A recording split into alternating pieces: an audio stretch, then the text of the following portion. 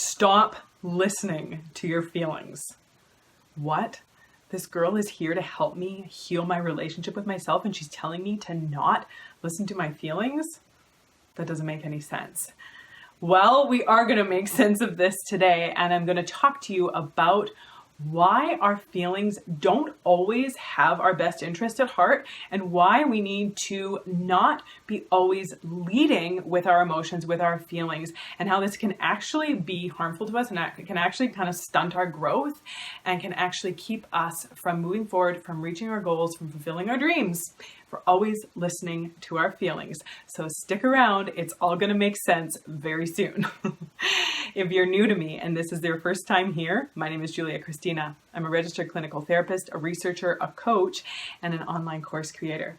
I have a master's degree in counseling psychology, and I work to help men and women get through the crap that is holding them back so they can like themselves and their lives more every day.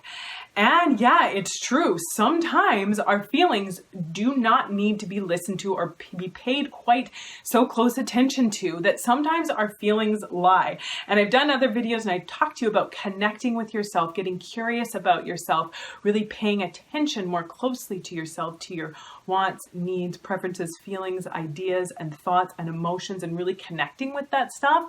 And yeah, that is absolutely important, but it's also actually important to stop listening to our feelings sometimes.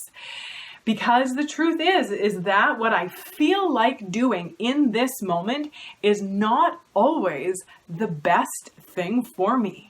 It's not always the thing that is in my best interest. It's not always the thing that is going to help me move forward and feel good about myself. And case in point, for those of you who are emotional eaters, present company included, and who you may even be struggling with your weight and wanting to get more healthy and not, eat an entire bag of Oreos or devour, a family-sized pack of Doritos or whatever it is when you're just because you feel like it. So you might feel like doing that. That might feel like the only thing you feel like doing in that moment.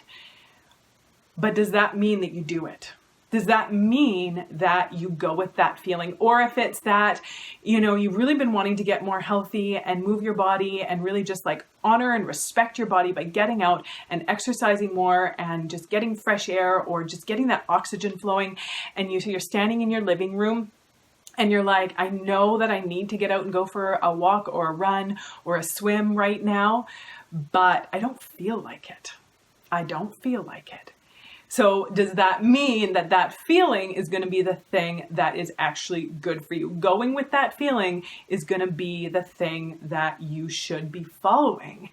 And there are some times where we need to be paying attention to those feelings and really connecting with those feelings and honoring when we are exhausted and really need to take a break, or when we just need to relax and take some time off. But there's a difference between self-care and avoidance. And a lot of times we use the excuse of not feeling like doing something in order to avoid it. We don't always get to feel like doing the things that are actually best for us. We don't always get to feel like doing things, because if we're always leading with that, and for those among us who are heart-centered people, heart-centered go-getters, that oftentimes we lead with our feelings because we are heart-centered people. We are leading with our feelings, and sometimes that's good, and sometimes that's helpful, and sometimes that's really beautiful and useful and wonderful, and sometimes it's just not. It's not helpful. We can get ourselves into a lot of trouble. We can hold ourselves really far back, and we can actually prevent ourselves from growing and moving forward, reaching our goals, reaching our dreams by listening to those feelings. So what do we need to do instead? Instead of asking yourself, what do I feel like doing? Because that is not always the best question to be asking yourself. There are a few things that you can be asking yourself instead to help you keep moving forward, reaching those goals, reaching those dreams, feeling in connection and congruence with living a life that is the life you want to be living, making the choices you want to be making, moving towards the things that are important to you and being in alignment with that. So the first thing you can ask yourself is, what do I want now versus what do I want most. So that's what discipline is. That's what being motivated is. It's not this feeling of motivation. Sometimes it's just asking yourself, what do I want now versus what do I want most? And so what I want most is this. What I want now is this. And is this going to be in congruence? Is this going to help me moving towards what I want most? So ask yourself, what do I want now versus what do I want most? And which is the choice that is going to get me in alignment with what I want most? The next thing to remind yourself, the next thing that you can say to yourself instead of what do I feel like doing is to say to yourself, if I want to grow, I have to stretch. The only way to grow, the only way to move forward is to move.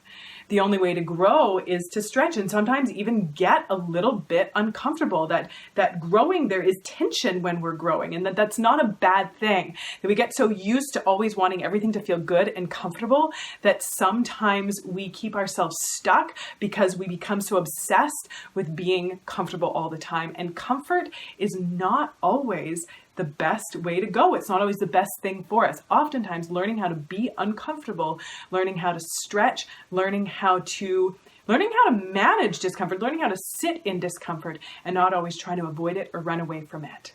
So if I want to grow, I need to stretch. And what I feel like doing right now might not be in alignment with growing and stretching. The third one, and this is probably my most favorite one because it's a direct replacement for saying to yourself, what do I feel like doing? Instead, throw that phrase right out the window and replace it with what is in my best interest. Not what do I feel like doing? What is in my best interest? And sometimes what's in my best interest might be spending the afternoon on the couch, vegging and watching Netflix and taking a break because I've been pushing really hard, I've been working really hard, and I need some downtime. Then yeah, that might be what's in my best interest. What's in my best interest isn't always about going and moving and accomplishing and like getting all the things done. Sometimes what's in my best interest is taking a break. But oftentimes, what's in my best interest is getting up and getting going and not making excuses and not keeping myself small and hidden in a place of avoidance. So those are three of the big ones to ask yourself, to check in with yourself about, so that you are not letting your feelings, who don't always have your back. Our feelings, hate to say it, they don't always have our back. They don't always have our best interest at heart. To not always be listening to your feelings, to be checking in with those things. And a way to get more connected with yourself, to be able to just be more in alignment with yourself, is to start practicing mindfulness. And that might be a new term to you. You might have heard it. You might not really understand it, but I have a 10-minute guided mindfulness exercise that will really help you just be more connected to yourself and less kind of pulled around here and there and everywhere with your emotions, depending on, what direction a leaf falls. That can sometimes, impact our emotions. But yeah, you can grab that. I'm going to stick the link below. It's a 10-minute guided mindfulness exercise. And when you click the link and get that, you'll also get, I'm going to send you an email with a video all about a really just like simple, straightforward explanation of what mindfulness is if you're confused and don't really get it. So make sure that you grab that. If you just want to know what mindfulness is, grab that exercise. If you want the mindfulness exercise, the free guided audio, grab that as well. Like the video, subscribe.